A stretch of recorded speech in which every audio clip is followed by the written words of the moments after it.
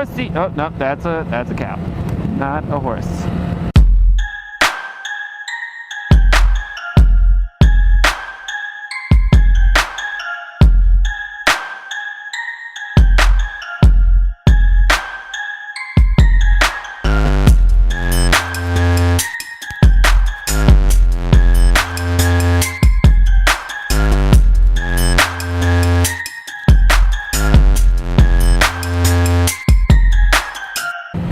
Alright, now that we're got a little bit of speed going, I have some questions for the master.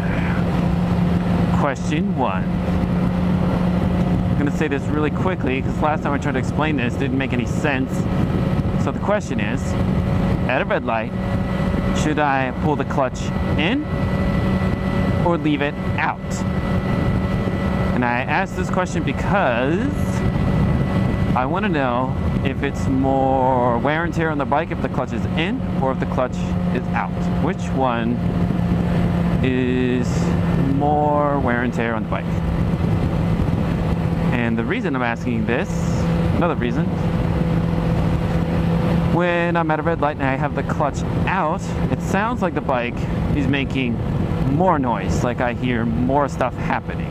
But when I have the clutch in, there sounds like there's less stuff happening, which makes it seem like it's less wear and tear on the bike. But if I just have a theory on this, pulling in the clutch, okay, I was just paying attention to this truck, making sure he didn't make a U-turn or anything like that. All right, we're good. Pulling the clutch in, engages the clutch. It's doing something. It actually is it's actually, engaging with, I don't know, the flywheel, I don't know, engaging with something, gears. So my theory is that actually pulling in the clutch is more wear and tear than having the clutch out. But that's why I'm asking, because I don't know. Anyhow, that is question 1. Question 2. How would you go about practicing slow maneuvering? I think you've seen my videos. Oh wait, I haven't posted it. Yeah, I did. I posted it. I think hopefully you've seen the videos of me slow maneuvering. So besides those things, U-turns, the weaving in and out of cones, and countersteering, what else would you say is of importance to practice for slow maneuvering that will make you a better motorcyclist?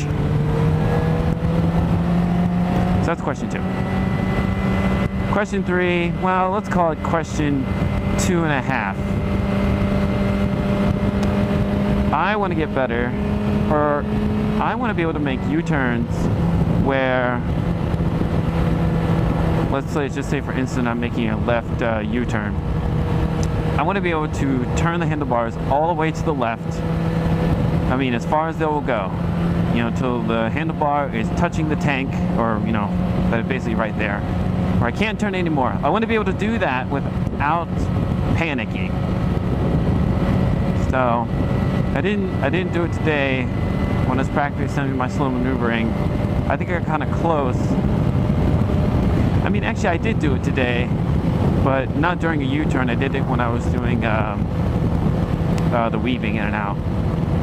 But the second it touches, I like freak out and like throw the handle back out a little bit so it's not touching, because for whatever reason I feel like the second I touch the handlebar to the tank, that means instant falling over. But I think I'm starting to get over that a little bit. So I guess the question 2.5 is how would you combat fear of dropping the bike and just anxiety that goes along with riding with slow maneuvering. So that's question 2B. Any helpful tips and tricks? And let's see, question 3. I'm trying to remember what I asked last time. Let's see. Oh, I know what it was.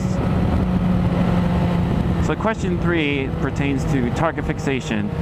Quick definition of target fixation, if you don't know what it is, basically when like taking a turn, I was looking at like that pole and I just stare at it, I would turn, or I wouldn't turn, I'd just keep going towards the pole.